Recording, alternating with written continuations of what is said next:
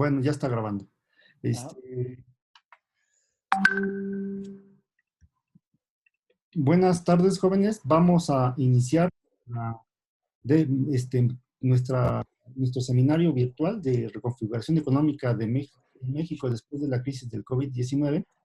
En esta semana vamos a tratar el tema 10 que se llama informalidad y pobreza. Para ello nos acompañan en esta ocasión el licenciado Edmundo Valencia, que actualmente funge como representante estatal Becas para el Bienestar de Becas para el Bienestar Benito Juárez, y el licenciado Marco Antonio Romero, que es profesor de la Facultad de Economía. El tema que vamos a tratar hoy surgió en función de una pregunta, en base a una pregunta que nos hicieron en la primera sesión de la segunda parte de este seminario. En ese momento hablábamos de la economía mexicana en los últimos años, pues ha presentado una serie de problemas para mantener las tasas de crecimiento que el país requiere, y que los riesgos asociados a la crisis sanitaria, que se ha trasladado a una crisis económica, empiezan a generar efectos sobre el crecimiento. Y hablábamos incluso de que las tasas de crecimiento para los próximos años pues pudieran ser más bajas que lo que veníamos teniendo anteriormente, que ya de por sí eran bajas. Andábamos en tasas de crecimiento en promedio en los últimos 30 años en 5%, y que esperábamos que para los próximos años este potencial de crecimiento de la economía se redujera. Uno de los compañeros o de los asistentes a la primera sesión de esta segunda parte nos preguntaba que cuáles eran, en temas de informalidad, cuáles eran los retos y qué políticas se recomendaban implementar para poder reducir la informalidad. Entonces, en ese momento comentamos que era un tema importante, un tema que no estaba considerado de inicio en este seminario, y que por lo tanto valdría la pena incorporar el tema de la informalidad y de la pobreza, para que pudiéramos tener más elementos para poder platicar y para poder vislumbrar qué se podría hacer o qué es lo que se está haciendo para reducir tanto la informalidad como la pobreza. Para eso hemos invitado en esta ocasión a Edmundo Valencia. Edmundo Valencia es un egresado de la Facultad de... Durante varios años estuvo trabajando como profesor en la Facultad de Economía. También se ha dedicado, trabajó en el Centro de Estudios Financieros y Finanzas Públicas de la Facultad, como evaluador de la política pública. En esta ocasión, Edmundo también ha trabajado en el gobierno de la Ciudad de México, ha trabajado en la red de transporte urbano. Actualmente como representante estatal de las becas para el Bienestar Benito Juárez. Es parte de la Administración Pública Federal, y le damos la bienvenida a Edmundo Valencia. Gracias, Edmundo, por tu participación. Gracias, John. ¿Cómo están? Buenos días o ya tardes a todos. Gracias. Y también nos va a acompañar Marco Antonio Romero. Marco Antonio Romero es también un egresado de la Facultad de Economía. Durante un tiempo ha estado trabajando desde que egresó como profesor en la facultad. Ha dado distintas materias, desde matemáticas, economía mexicana, economía internacional, econometría y algunas otras que trabaja en la facultad. Seguramente muchos de ustedes lo conocerán. Marco Antonio también ha trabajado, ha sido ex colaborador del Centro de Estudios Financieros y Finanzas Públicas. En algún momento se dedicó a la evaluación de programas públicos y programas sociales, y también trabajó en el Consejo Nacional de Evaluación de la Política Social durante un periodo pues, relativamente importante, más o menos 6 años, ¿no? Marc, bienvenido y gracias por tu participación. Al contrario, muchas gracias por la invitación y un gusto saludarlos por esta vía. Ok. Bueno, pues bienvenidos a todos y vamos a empezar. El tema de la informalidad y pobreza, pues son temas complicados y son temas que tienen múltiples, que tienen impactos importantes, y que es difícil poder determinar su origen y poder implementar política o un solo tipo de políticas que pueda contrarrestarlos, ¿no? Para empezar, le pediría a Edmundo Edmundo, ¿podrías explicarnos, por favor, qué debemos entender por informalidad? ¿Cómo se define la informalidad? ¿Cuál es su importancia y por qué debemos combatirla? Claro que sí, John. Bueno, miren, per se, el hecho de la informalidad hoy en día no quiere decir que en su totalidad sea algo eh, malo o que eh, tenga que ver o esté relacionada exclusivamente con acciones que nosotros ubicamos como el hecho de que no tienen la seguridad social o son sobre todo negocios o servicios que no están ligados directamente a alguna, digamos, actividad que genere una remuneración por parte de la persona que está brindando esos servicios al Estado. Hace todavía como unos 2, 3 años, se toma la determinación que incluso, por ejemplo, el sector primario se tome como parte del proceso de la informalidad por muchas circunstancias. Están incluso ahora dentro de este proceso, el sector primario, la parte de la agricultura, se toma ya como un mecanismo ligado a la informalidad. Y así como eso, muchos negocios, sobre todo micronegocios, están también ligados a este proceso. ¿Y por qué están ligados a este proceso? Porque generalmente no pagan impuestos, no son negocios o empresas en donde no repasan más allá de los 5 integrantes.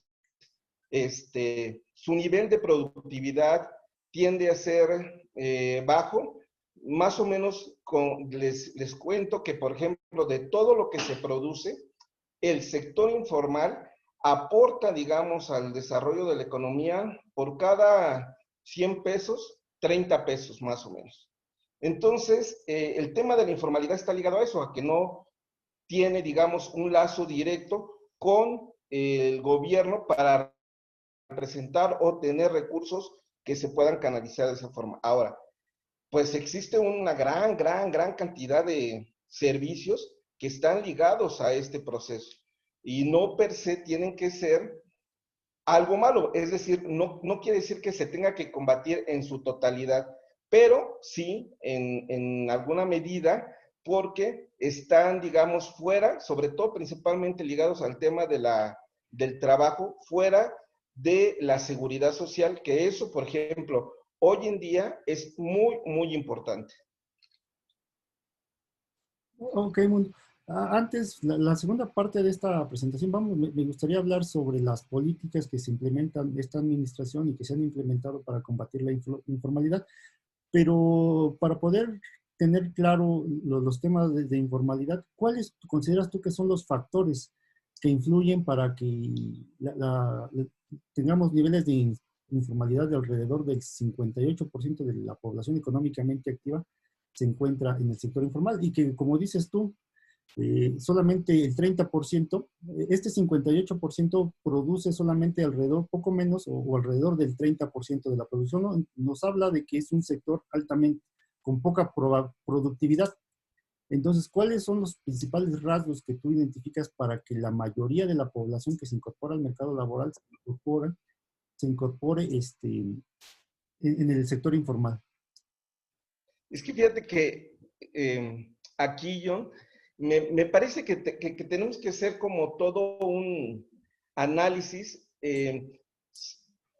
tratando de enlazar varios eslabones que conforman hoy toda la complejidad que es tener la variable económica para poderla ligar a este proceso. ¿Y a qué me refiero? Miren, de cada 3 empresas, 2 están destinadas a la parte informal. De cada 3 empresas de la micro están ligadas al sector informal. Eso quiere decir que existe una gran cantidad de establecimientos que incluso su periodo máximo de vida, una vez que se establecen, no rebasan más allá de los 5 años. Entonces, desde ese proceso, desde el inicio incluso de querer ser emprendedor, per se no quiere decir que tengan un negocio exitoso o que el servicio que están brindando sea exitoso. Es más, una gran cantidad de personas que se dedican al sector informal, pues lo que hacen es prácticamente revender productos o estar ligado a algunas de las grandes cadenas productivas que tienen obviamente un nivel mucho más, con mayor relevancia y más importancia, y que incluso sus ingresos dependen en gran medida de lo que el sector informal hace. Ok. Bueno, vamos a regresar más adelante con este tema, Mundo. Pero el otro aspecto importante que vamos a tratar en esta semana, pues es la pobreza. La pobreza, bueno, la pobreza es un tema que nos interesa y que nos ha interesado todo el tiempo. En los últimos años ha habido grandes avances, por lo menos ha habido consensos polémicos en cuanto a cómo se debe de medir y qué debemos entender con pobreza. Entendemos que hay distintos tipos de pobreza y también los factores son variables o es un problema con varios orígenes. Entonces, hemos invitado a Marco. Marco, en diferentes ocasiones lo he invitado a la clase de Economía Mexicana a que nos explique qué debemos entender por pobreza, porque seguramente si nosotros preguntamos a cualquiera de las personas que le preguntemos, si le preguntamos a 5 personas, vamos a tener 5 conceptos diferentes de pobreza. Entonces, Marco, ¿podrías tú explicarnos qué debemos entender por pobreza? ¿Cuáles son los distintos niveles de pobreza que existen? Y cuáles pudieran ser en grandes rasgos pues los orígenes? Me queda claro que esto, que tú que lo has estudiado por varios años, pues esto nos daría tema o nos daría pues, información suficiente como para una tesis de licenciatura, una de maestría y yo creo que hasta una de doctorado, ¿no? Entonces, en un lapso de 8 minutos, ¿podrías explicarnos a grandes rasgos qué debemos entender por pobreza y cómo se mide? Con gusto. Si nada, te pido de favor si me puedes hacer coanfitrión para compartirles la presentación. Sí, creo que tengo que dejar de transmitir yo. Y a ver, inténtalo. No, en donde dicen participantes, ahí me ubicas Ya y está, ahí, anfitrión. Ya estás. perfecto. Entonces, en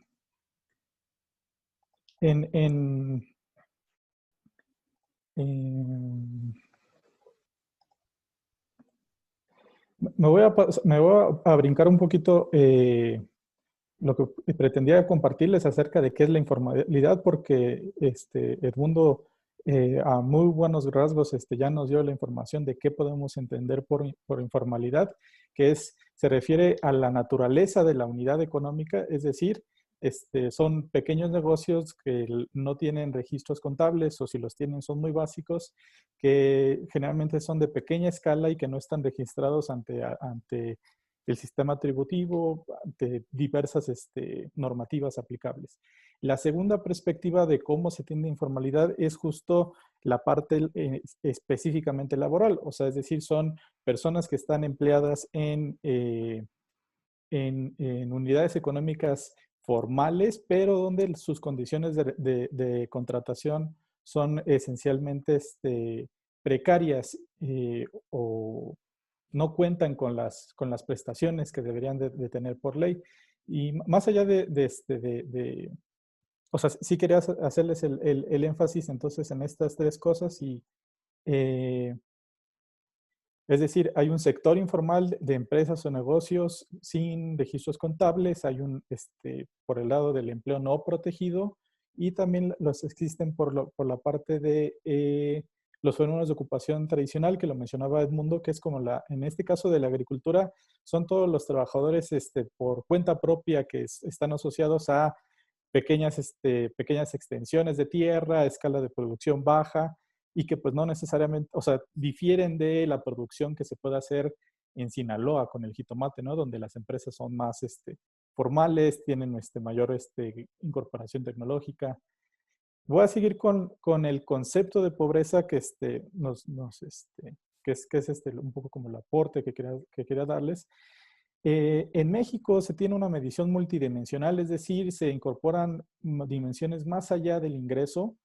Se analiza a partir de dos espacios analíticos, que es el espacio del bienestar económico y el espacio de las carencias sociales.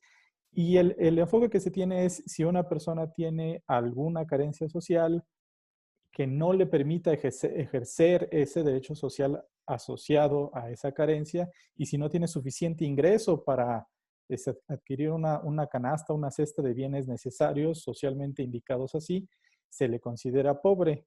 Entonces, justo este cuadrito de pobreza ha sido bastante popular porque tenemos una suerte de dos ejes. Un eje a la izquierda que se mide cuánto es el ingreso que tienes en términos por persona al mes, y un eje hacia la derecha que corre desde el 0 al 6, que es el número de carencias, y dependiendo de cuál sea la interacción es la situación. Todas las personas que están en ese cuadrante naranja son aquellas personas que tienen al menos una carencia social, es decir, pueden tener 2, 3, 4, 5, o las 6 que mide Coneval, y tiene un ingreso insuficiente para, o considerado a través de la línea de pobreza.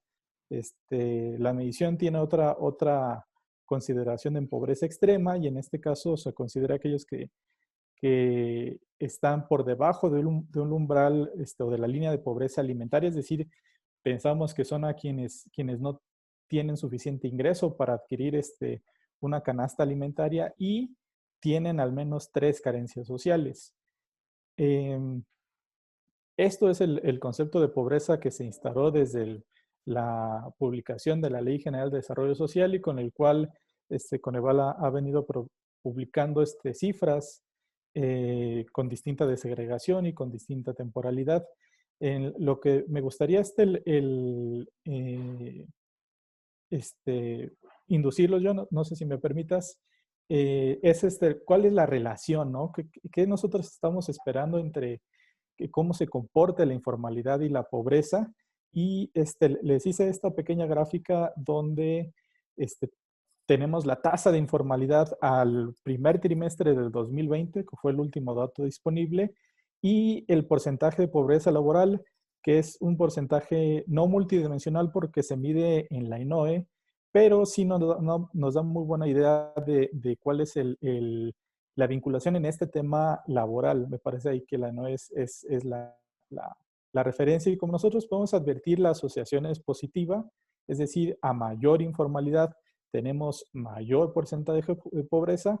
Y si me permiten advertir en términos de entidad federativa, o más bien señalar, son como aquellos estados donde tenemos mayor infraestructura, mayor concentración de población, mayor generación de riqueza, como lo pueden ser Nuevo León, todas las zonas de fronteriza norte, Coahuila, Chihuahua, Sonora. Todos estos estados están asociados con bajas tasas de informalidad y por tanto bajas tasas de pobreza. Y vean ustedes la parte superior del cuadro, entidades con porcentajes de pobreza bastante altos, y que todos sabemos que sí son entidades con altos problemas en ese sentido, como son Chiapas, Guerrero, Oaxaca, y más abajo, sin dejar de destacarlos, Veracruz, Tlaxcala, Hidalgo, Puebla, etcétera. Entonces, esta es la relación que normalmente tenemos entre informalidad y pobreza. Y con esto te devuelvo la palabra, Jonathan. Sí, muchas gracias, Marco. Es muy interesante lo que nos estás diciendo. Ese cuadrito que nos enseñaste donde definías la pobreza y la pobreza extrema, en un país tan grande como lo es México, donde la población está creciendo, pues a lo mejor no a tasas tan altas como crecían años anteriores, si no tenemos una tasa de crecimiento de alrededor de 1.6%. ¿Cómo ha evolucionado la pobreza que tú denominas como pobreza moderada y como pobreza extrema? Me queda claro también que tenemos un problema de limitación de recursos. Allá por la década del 1980, mediados finales de la década del 80, el país estaba atravesando fuertes problemas, ¿no? fuertes problemas presupuestarios y de deuda. Y en ese momento se optó por que el Estado dejara de intervenir dentro de la economía y se concentrara más bien a la parte social, al gasto social, ¿no? Y de ahí a la fecha, pues hemos tenido un sinnúmero de programas sociales que buscan reducir los niveles de pobreza. Carlos Salinas, pues manejó lo que en su momento se llamó programas de solidaridad. Luego Cedillo le cambió el nombre, pero con la misma idea, pues dirigió grandes cantidades de recursos al programa de Prospera. Luego vinieron los gobiernos panistas con el mismo programa, lo modificaron, algunos sus alcances, algunos bueno, los objetivos seguían siendo básicamente los mismos, oportunidades, y luego progresa, si no mal recuerdo, en el caso de Peña Nieto, ¿no? Y también uno de los propósitos de la administración de Peña Nieto, pues era focalizar en el caso del combate a la pobreza, en la pobreza extrema. ¿Cómo ha evolucionado tanto la pobreza moderada y la pobreza extrema en los últimos años, Marco? Con gusto. Esta medición vale la pena destacar por las limitaciones que se tienen o que se tenían con la fuente de información. La ENIC no permitió una desagregación a nivel entidad federativa.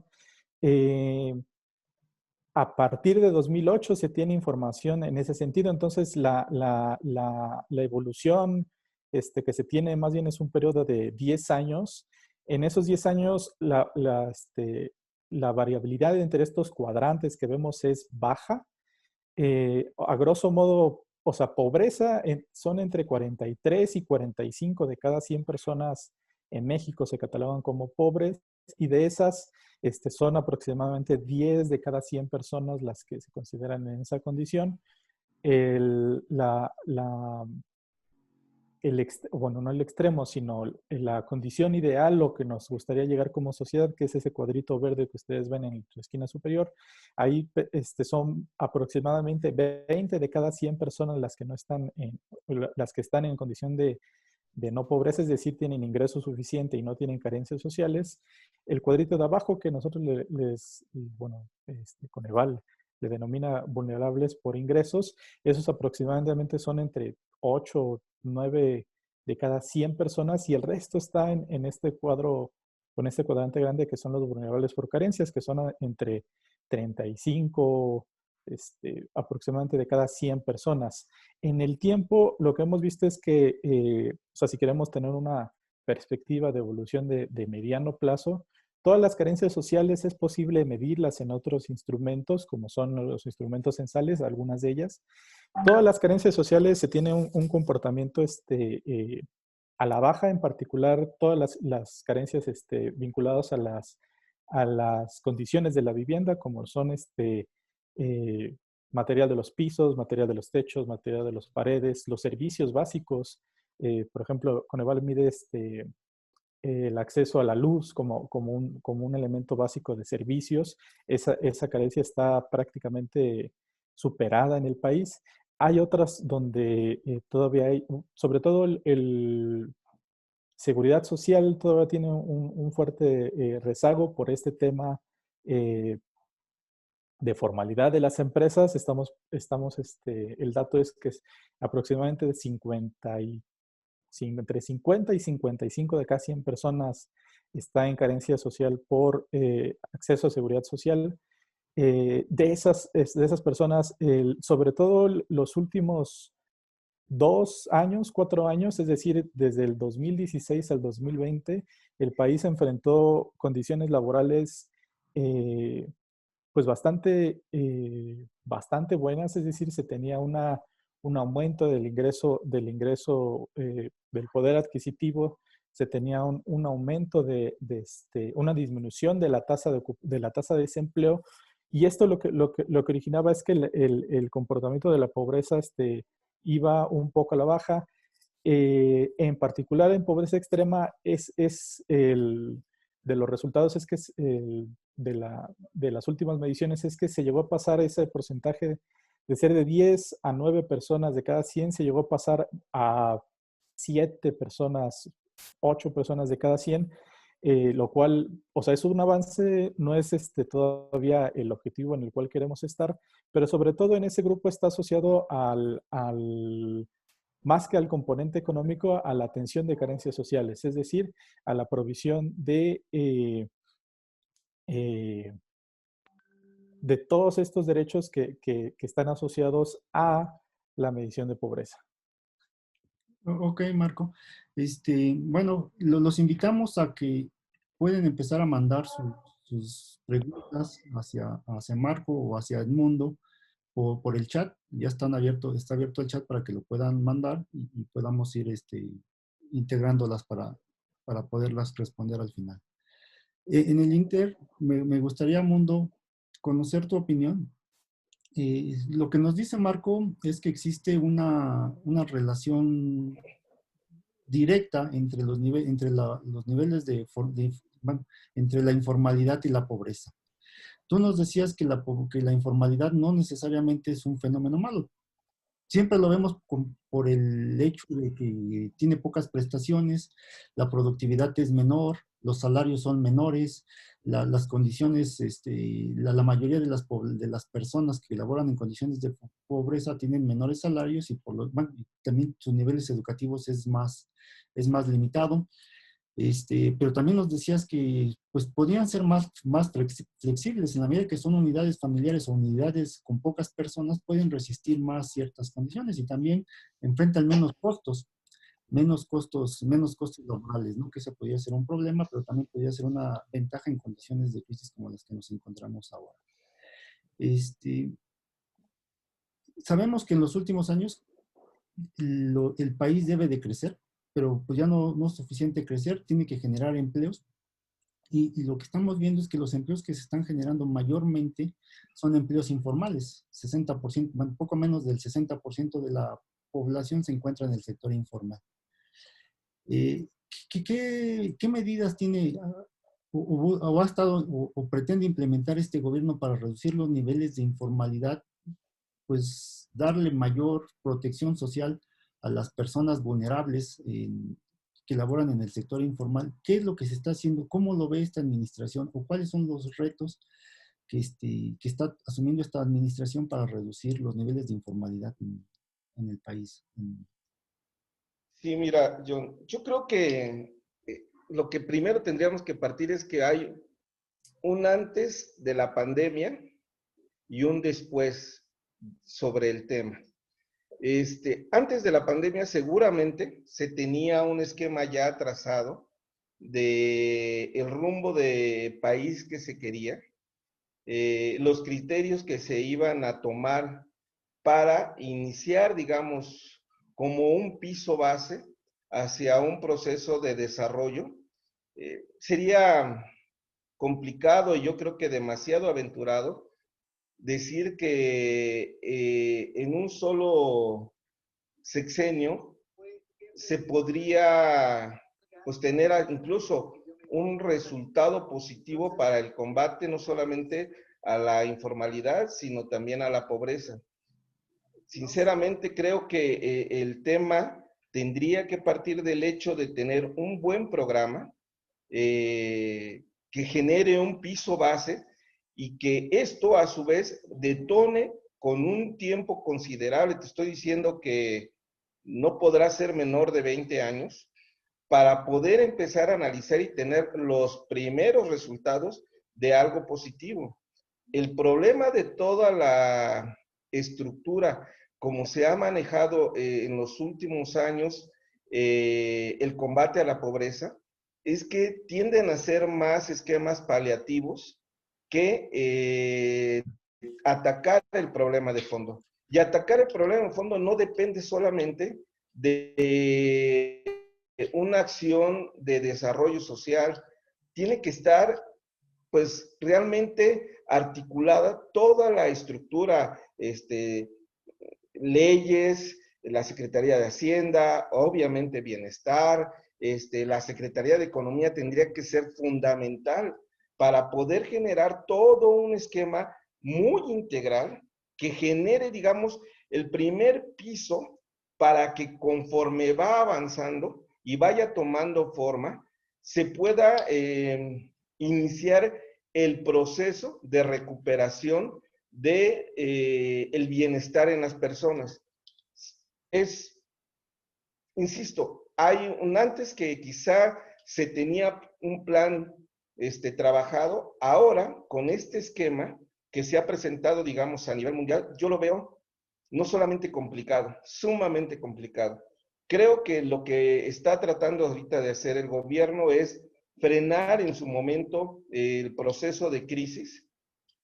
Obviamente, por ejemplo, en los primeros 3 bimestres se perdió más o menos como 1.200.000 empleos formales, que se traducen más o menos en 14 millones de empleos informales. Hasta la fecha, una vez que se empezó a abrir y hacer todo un proceso más articulado para tratar de, pues, llegar al fondo y de ahí volver a despegar, hasta la fecha se han podido recuperar más o menos cerca de 300.000 empleos formales y más o menos como 800 informales. Sin embargo, me parece que sí estamos ahorita en este momento careciendo de una estrategia correcta para poder tener como una cadena de oportunidad y entre la crisis generar un esquema de gran impacto que nos permita en este momento hacer un planteamiento más acorde, mucho más realista sobre lo que estamos viviendo. Ejemplo, en la economía norteamericana estábamos hablando que en el momento álgido de la pandemia, la población económicamente activa que había perdido su empleo era el 12%. Es una cosa altísima, nunca antes vista, ni siquiera en la crisis del 29 en Estados Unidos.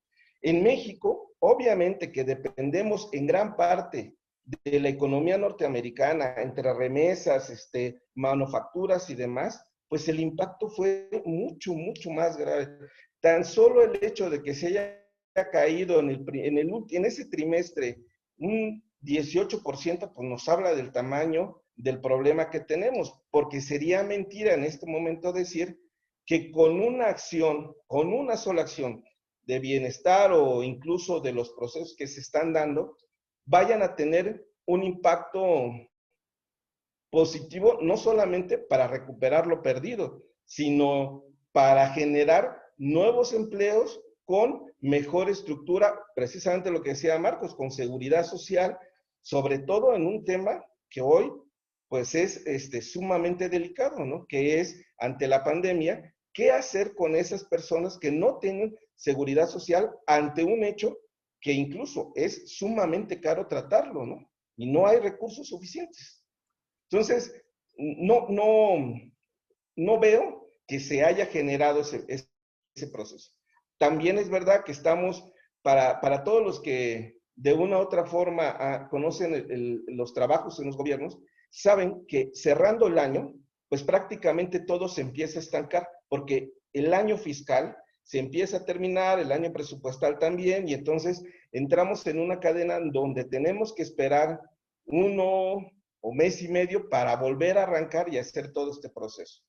Entonces, no veo, sinceramente, que haya una integración para poder atender ese problema, y creo que deberíamos darnos a la tarea de estar impulsando y fomentando un esquema, pues no solamente integral, sino incluso de largo plazo, donde no solamente tiene que intervenir el gobierno, sino empresarios, pues la suma de muchos esfuerzos, llegar, digamos, a un determinado proceso mucho más dinámico para también, hay que decirlo, buscar mejores condiciones de combate a la pobreza. No es posible, imagínate, Chiapas tiene 30 años que no ha podido crecer y sigue siendo el primer estado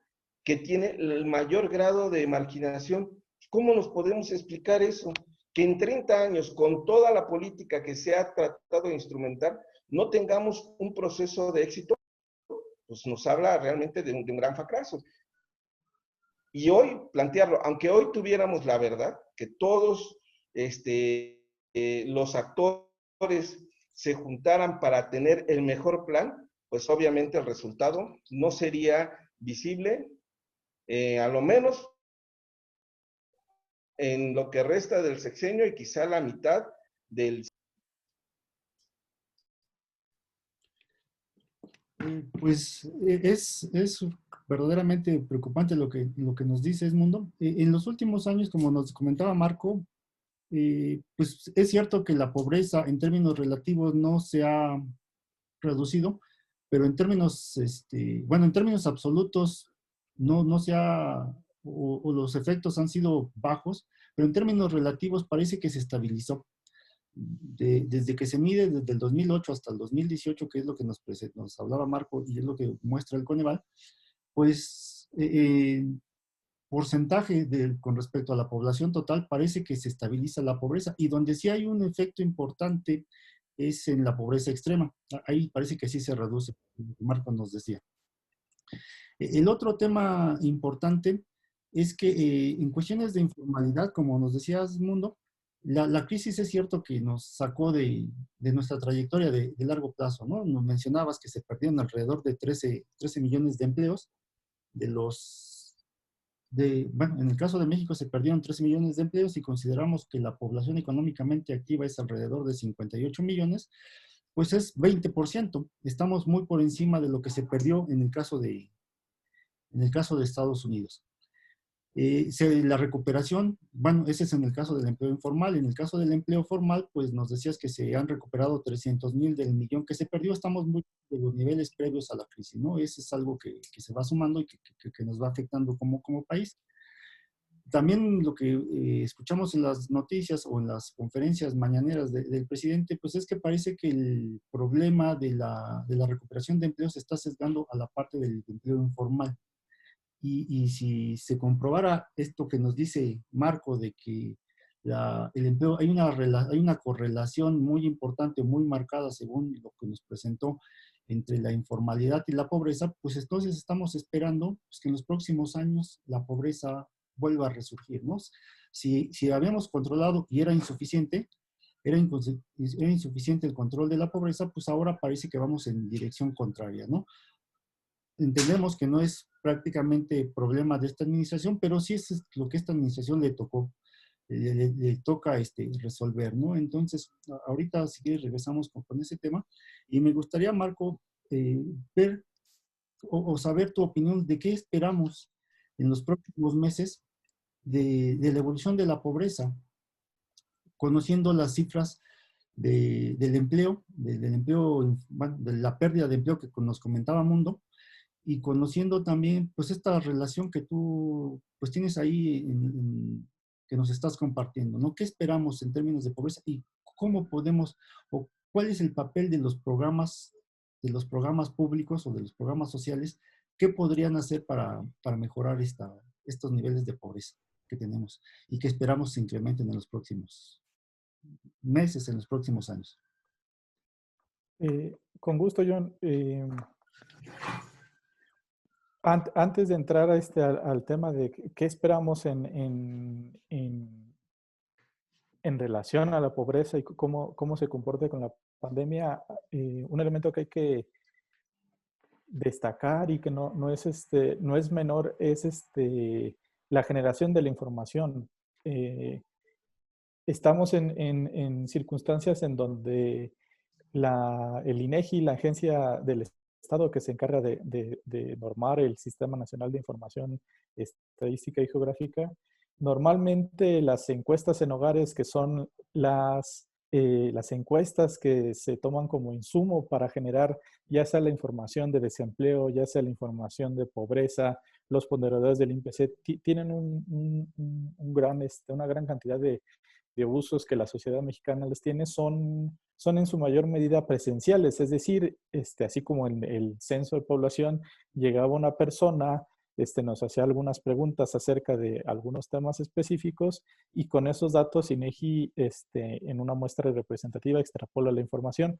¿Qué es lo que pasa en estas condiciones de pandemia? Que no se puede tener esa interacción que normalmente tenía, que hubo incluso una, a inicios de la pandemia, que ya parece muy lejano ese marzo, abril de este año, incluso hubo una recomendación presidencial para suspender las actividades del censo y esto origina cambios en las fuentes de información que es importante tener en mente porque eso sobre todo, más allá del dato, lo que va a afectar es en términos de la comparación.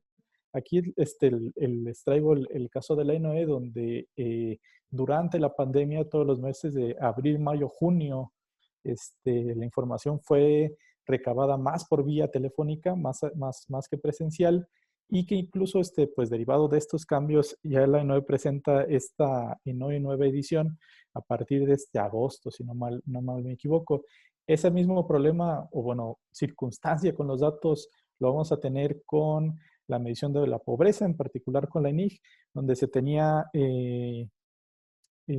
una metodología con la cual el INEGI medía el ingreso y que esa metodología estuvo vigente hasta 2016, que esto ha venido cambiando en los últimos años y que aquí o sea, pues el Coneval es muy enfático, ¿no? Y se los dejo allí subrayados.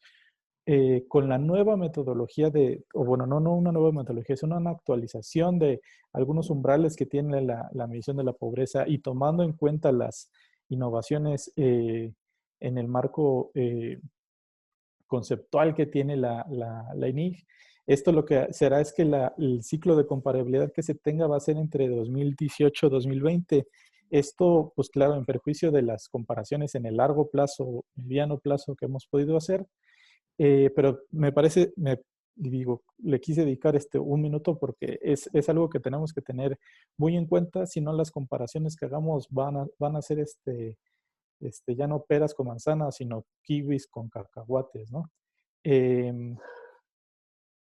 Bien lo decía Jonathan, o sea, a nadie le tiene que sorprender el hecho de que todos los niveles de bienestar empeoran en una crisis económica, más si esta crisis económica viene acompañada de una crisis sanitaria. Y ahí el tema interesante o la pregunta interesante es quizá cuánto se espera que aumente la pobreza o que aumente la desigualdad.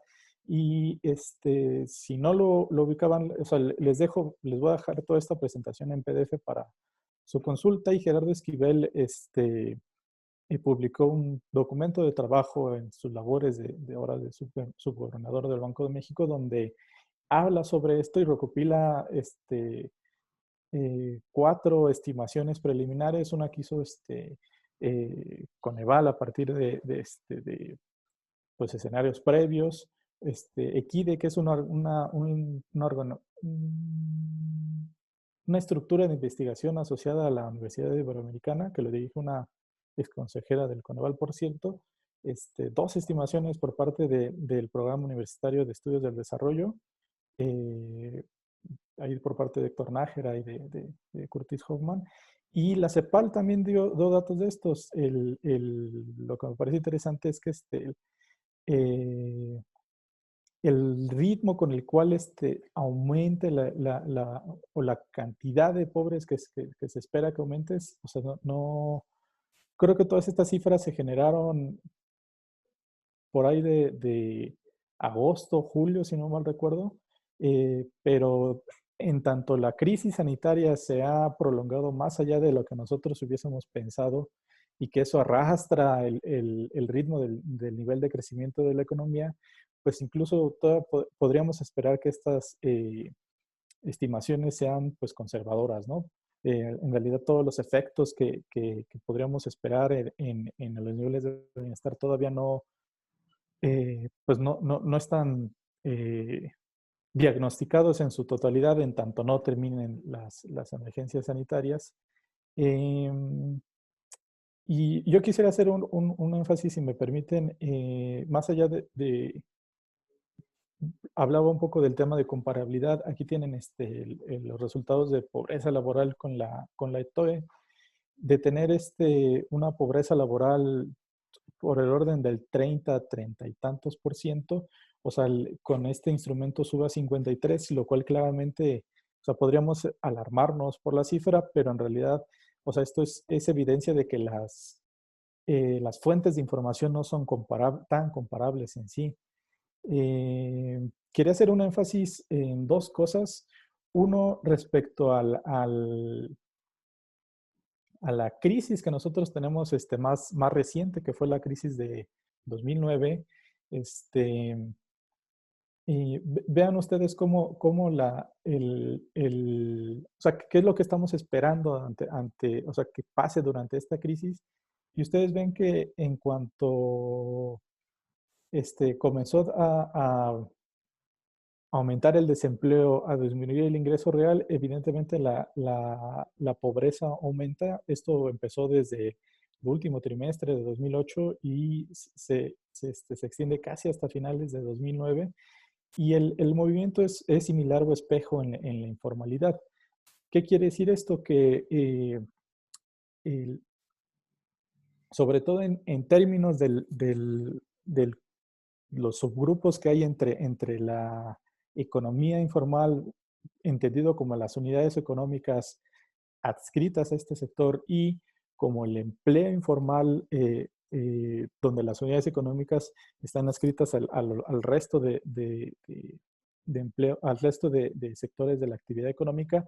Lo que vamos a ver es una suerte de sustitución en esos efectos. Es decir, va a haber gente ocupada que va a dejar de estar ocupada, y dependiendo de qué sector estén dedicados y cuánto fue la afectación que tuvieron por la pandemia, va a ser los efectos que tengan no solo en su condición de ocupación, sino muy probablemente estas personas que dejan de estar ocupadas son las que se incorporan al sector informal simplemente como estrategia de paliación de este movimiento, esperando que en cuanto la economía mexicana sea capaz de superar esos rezagos, puedan volver a ocuparse. Y esto, o sea, les quería compartir más allá de la información que no es elocuente respecto al periodo, pero sí es elocuente respecto a la perspectiva que hay que tomar para analizar este fenómeno, que todavía no hay información suficiente para tener un diagnóstico, pero que no es difícil hacer escenarios que nos permitan entender a qué nos estamos enfrentando. Voy a hablar específicamente del sector servicios, dos servicios en particulares. Uno es el servicios educativos y otro es el servicio de preparación de alimentos. Servicios educativos pues tienen esta capacidad de adaptación mediante estas herramientas digitales, en donde todos los niveles educativos no dejaron de dar clases, sino que se adaptaron para hacer clases en línea, hacer clases vía remota, por televisión, en niveles básicos, y que normalmente en ese sector difícilmente veíamos cambios en la ocupación. Quizá podríamos ver cambios en su nivel de ingreso, pero ahí podríamos quedarnos. En cambio, en el sector de preparación de alimentos, ante las restricciones que hay sanitarias por reducir la capacidad de los establecimientos, del número de clientes que pueden recibir, y por la misma proporción de la gente de no querer tomar riesgos sanitarios, es muy probable que ese sector pues no solamente haya un aumento en la desocupación, sino que esas personas que ya no tienen esa chamba, van a tener que buscar algo en que ocuparse, y ahí es donde encontramos que nutren al sector informal, y donde estamos esperando que se queden el tiempo, o sea, no el tiempo suficiente, sino que estarán en esas dinámicas hasta que el mercado pueda volver a readaptarse. Y esto seguramente tendremos cambios en estos niveles. Difícilmente podemos esperar que esta nueva realidad vaya a ser exactamente como antes, y que eso va a ser lo interesante que tenemos que vislumbrar. Muy bien, Marco. Me impresionó mucho la gráfica que manejas, la anterior a esta, en donde se ve claramente cómo en los últimos años se pudo reducir la informalidad y parece ser que también la pobreza iba a la baja, ¿no? Ahí vemos en tu gráfica, a partir del 2012, la informalidad mostró una tendencia a la baja y pues parece que jala a la pobreza, ¿no? Eh, bueno, es un tema muy interesante, son temas bien complicados, ya decíamos al principio que pues esto daría para tesis de licenciatura, cada tema por separado daría para tesis de licenciatura hasta de doctorado, ¿no? Entonces es muy difícil poderlo abordar como quisiéramos, como deberíamos de abordarlo como quisiéramos abordarlo, ¿no? Es muy difícil con el tiempo que tenemos. Y también parece que los jóvenes que nos acompañan están teniendo una participación importante dentro de los mensajes y comentarios a lo que ustedes están diciendo. Hay muchos temas que se quedan en el aire, pero voy a dar paso a leer los comentarios que nos están mandando por el chat para que ustedes, si quieren, al final pueden hacer una valoración para ir respondiendo las preguntas y si quieren podemos hacer una valoración general de los retos que tenemos en cuanto a informalidad y pobreza. Bueno, voy a dejar la pregunta de Alejandra hasta el último porque creo que es una pregunta muy interesante y habla acerca del outsourcing, lo voy a dejar al último. Nos dice Ricardo Cabrera, nos dice que en Puebla el empleo informal pareciera que es, que es la forma en la que es la forma en la que se dicta la economía o la que dicta cómo se mueve la economía en el Estado. Y bueno, nos dice también que la gráfica, supongo que es la gráfica que presentó Marco, muestra que Puebla es uno de los lugares más importantes de pobreza y de informalidad.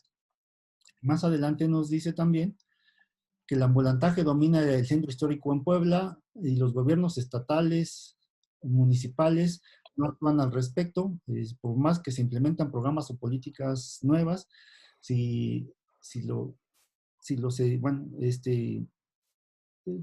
no hay mucha voluntad para erradicarlo, ¿no? Es lo que entiendo que quiere decirnos Marco.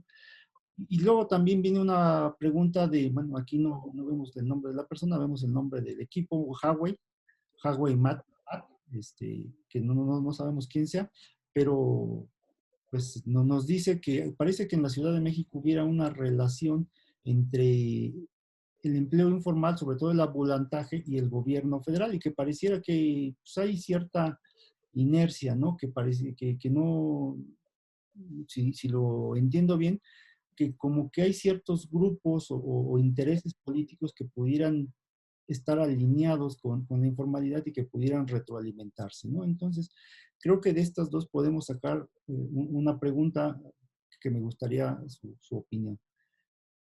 La informalidad, sabemos que sus principales características son malas para la economía por la escasa productividad que pueden generar, por las condiciones sociales en las que se realizan, aunque también, como nos decía Mundo, pues tienen ventajas, ¿no? Son flexibles, son más resistentes, es empleo familiar, y también mucha de la gente que labora en la informalidad, pues no necesariamente quiere entrar a los mercados formales, ¿no? Por esta flexibilidad laboral que existe dentro de la informalidad.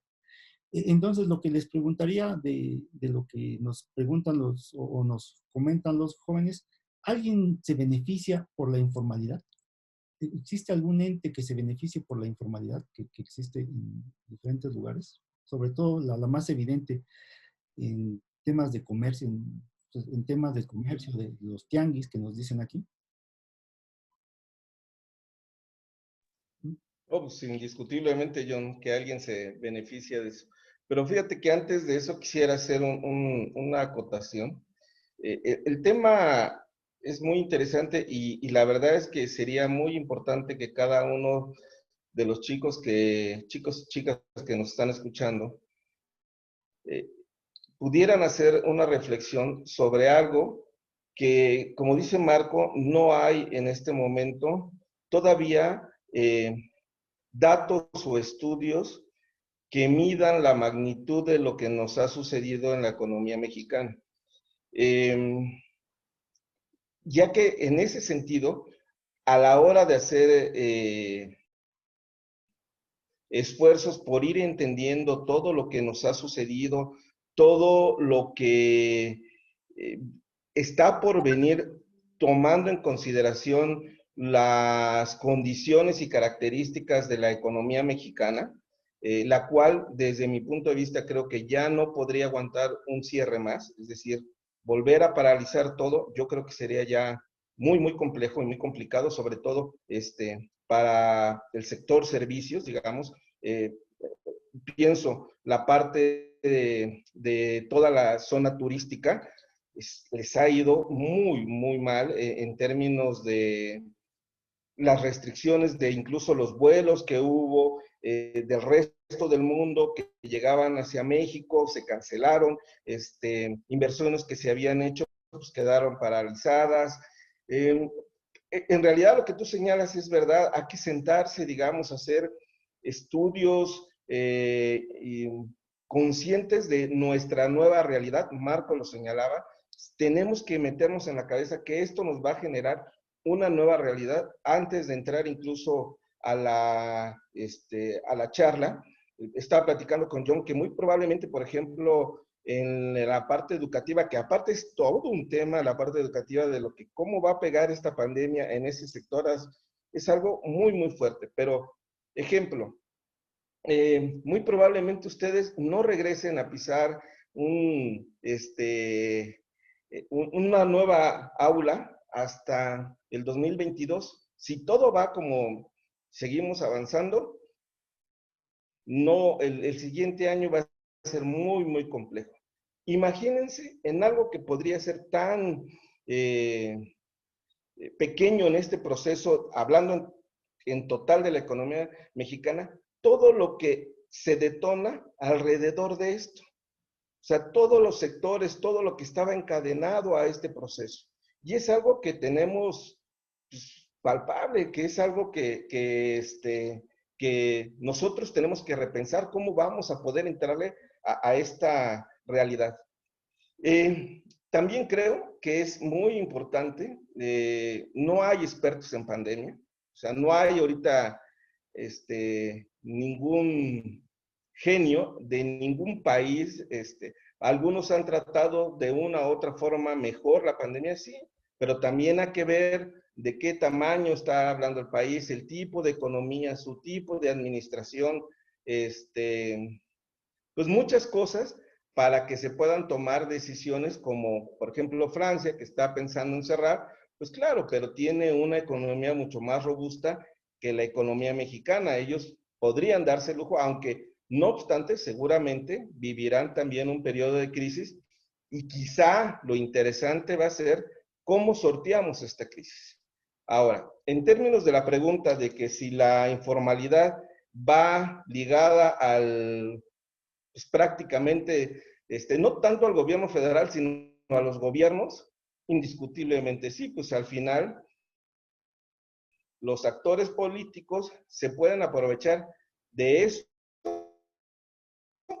o de cualquier otra acción que se maneje dentro de, pues representan cotos de poder, estructuras, ahora, gran parte de lo que se ha hecho en el gobierno federal es que a diferencia de los apoyos sociales que se entregaban incluso a las grandes corporaciones o unidades que agrupaban a cierto grupo de personas, ya no se puede realizar esa acción. Se tiene que ser forzosamente a la persona, al beneficiario directo, ¿no?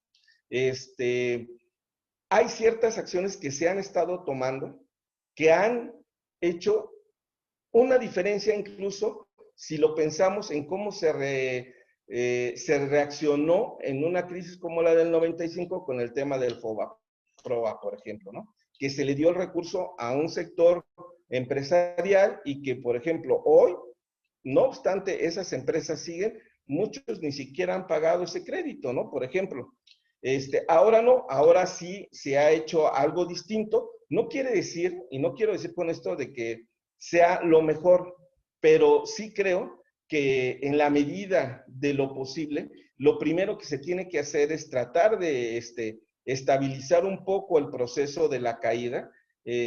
Lo que estábamos haciendo para adultos mayores, las becas que se están entregando a los chicos de nivel medio superior. En la Ciudad de México no tanto, porque también es verdad que está muy focalizado para atender las zonas de mayor carencia, pero no deja de ser un grupo importante.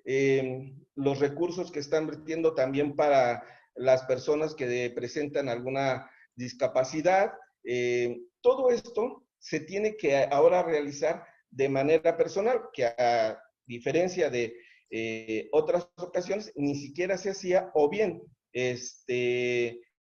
se hacía a través de estas corporaciones. Sin embargo, tienen toda la razón y no está exento de que en algún momento alguien pueda o siga, porque no es una práctica que se esté generando ahorita, sino es una práctica de hace muchos años, donde hay ciertos intereses políticos que, aprovechándose del esquema de la informalidad, hacen de eso un grupo, sobre todo incluso a veces hasta depresión, para verse beneficiado con ciertas acciones. Lamentablemente así es, pero la intención es incluso ir también ganándole terreno a todas esas estructuras. Pues no, si ustedes se dan cuenta, cuando se iniciaron los primeros procesos, pues teníamos una gran cantidad de presión de organizaciones que iban y estaban acostumbradas a que ellos fueran los ejecutores de estos programas sociales. Con el tiempo se ha ido disminuyendo, pero pues tienen toda la razón.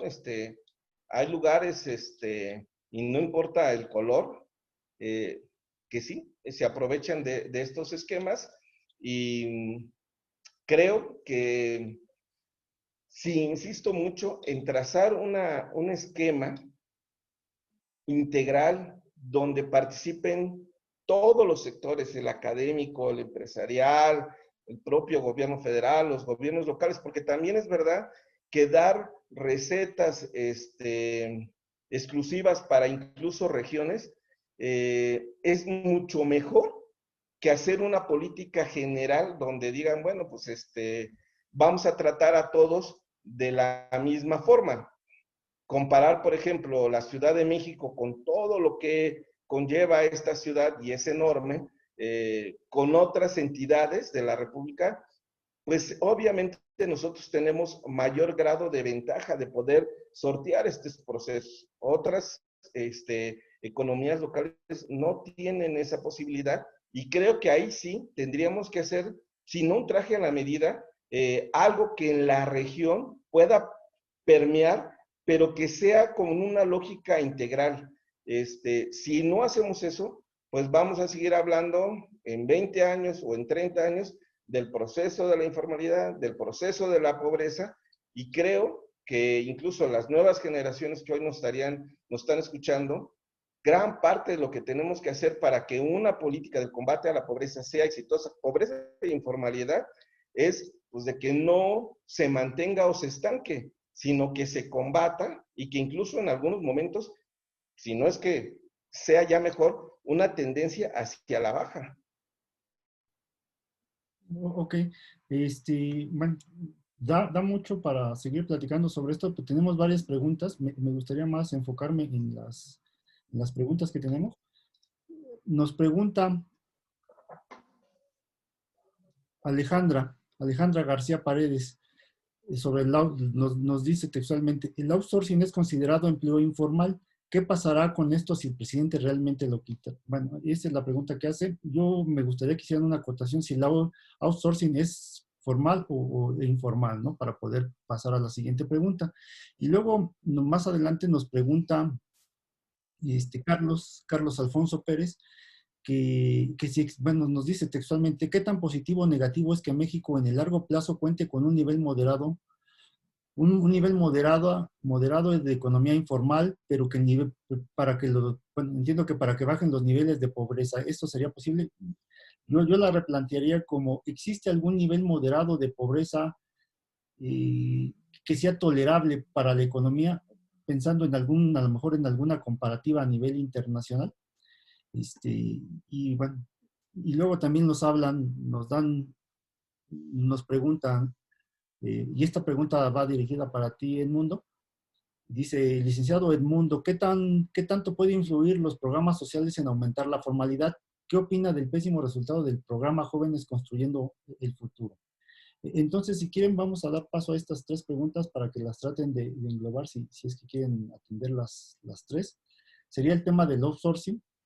Eso podría mejorar o afectar el empleo formal e informal.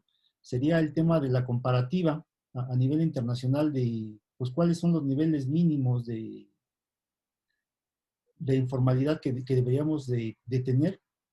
Y la otra, pues, los programas sociales. ¿Qué tanto los programas sociales pueden estar influyendo para combatir tanto la informalidad como la pobreza? No sé si quieras empezar, Marco.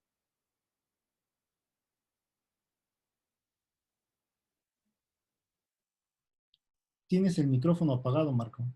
Ya, es que no le puse clic. Le dejaré las preguntas de política social a Edmundo porque me parece interesante tener una perspectiva de alguien que está en la administración pública actual.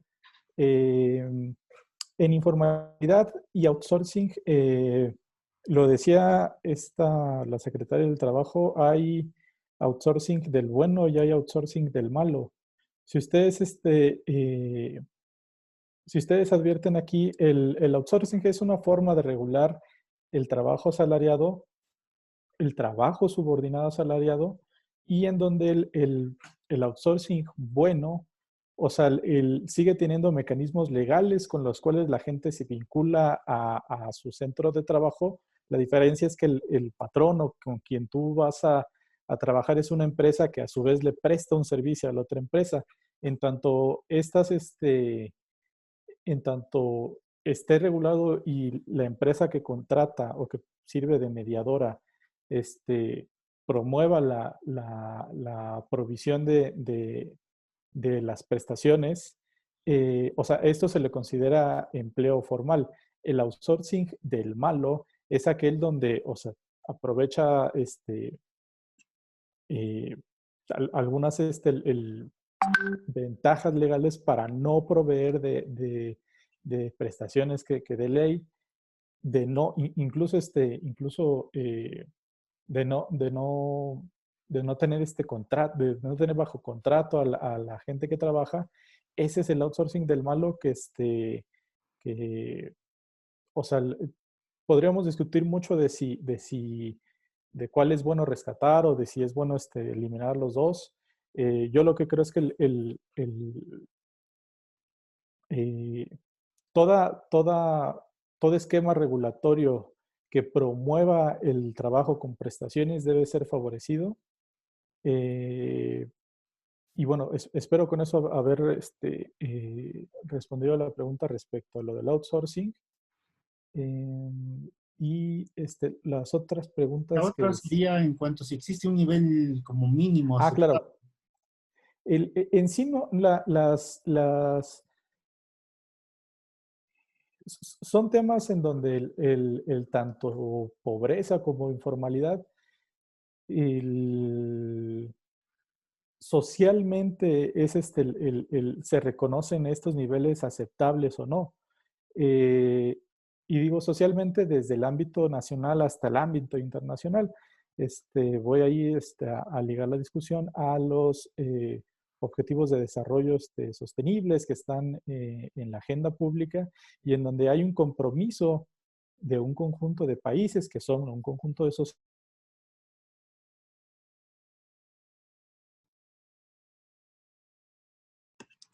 Creo que estamos teniendo problemas con el audio de Marco.